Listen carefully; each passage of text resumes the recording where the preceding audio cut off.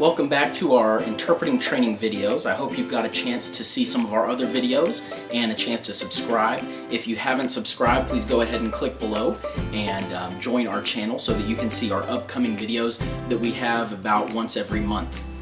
In this video, we're going to be talking about making yourself more marketable. With all the interpreters out there, how do you make yourself stand out to agencies and to clients so that you can get more business, more hours, more money? The first area to work on is to present yourself as a professional in the way you dress, in the way you act, in the way you conduct yourself. I feel like I shouldn't even have to say it, but not everybody thinks about their appearance. For the most appointments, you're going to dress in business casual. If you don't know what that means, just Google business casual, see what people are wearing, and add to your wardrobe. It's an important way to improve your professional appearance.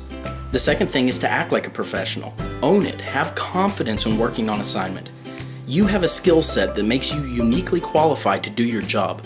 Most people can't evaluate you on your performance based on language. So when they're evaluating you on your look, on your presentation, on your confidence. So you need to own it. Finally, be timely. There's no excuse for arriving late or for missing assignments. Make sure you're preparing well for the logistics of finding your assignment. Where's the location? For our agency, being 10 minutes early is what we ask our interpreters to do. Many clients will show up early and want to get started. Other times you'll have issues like traffic or trouble locating the office or apartment, and those 10 minutes are going to be crucial to get there on time. Interpreters arriving on time is the #1 complaint we receive as a company.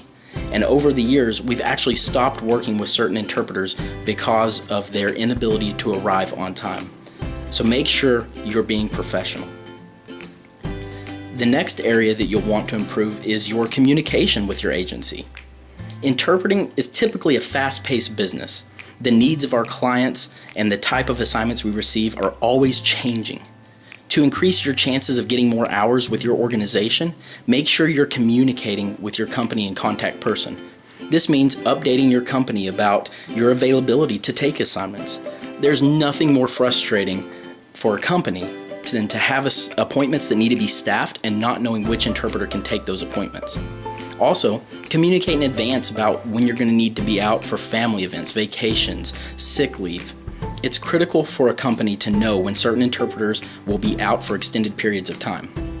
Finally, communicate if you happen to be running late or if you're having a hard time finding the appointment. It's much better for us to know up front if you're running late than for our client to call us complaining that their interpreter's not there yet. The third thing is to maintain your role. Stay in your lane, so to speak. Now, what do I mean by that? I mean, you are the interpreter. You're not the social worker. You're not the doctor, the police officer, the lawyer. Let them do their job, and you do your job. This is one of the most common complaints besides interpreters running late that we get. An interpreter should remain transparent, facilitating communication like a conduit. It's not our place to get involved and advocate and give our opinion. If you have to clarify something, only clarify the language you don't understand. Then, once you clarify, go right back into the transparent role. For more information on proper clarification, you can check out one of our other videos where we address this topic in more detail. The last thing I want to mention here is that we want our interpreters to stick as closely as possible to the standards of practice for National Council of Interpreting in Healthcare.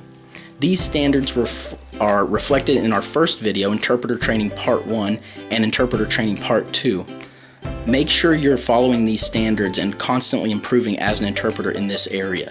You can watch these videos and refresh yourself on what these standards are. If you will just focus on these 4 areas, professionalism, timeliness, staying in your role, and following interpreter standards, you're going to go a long way in differentiating yourself from other interpreters and gaining yourself more business and more money.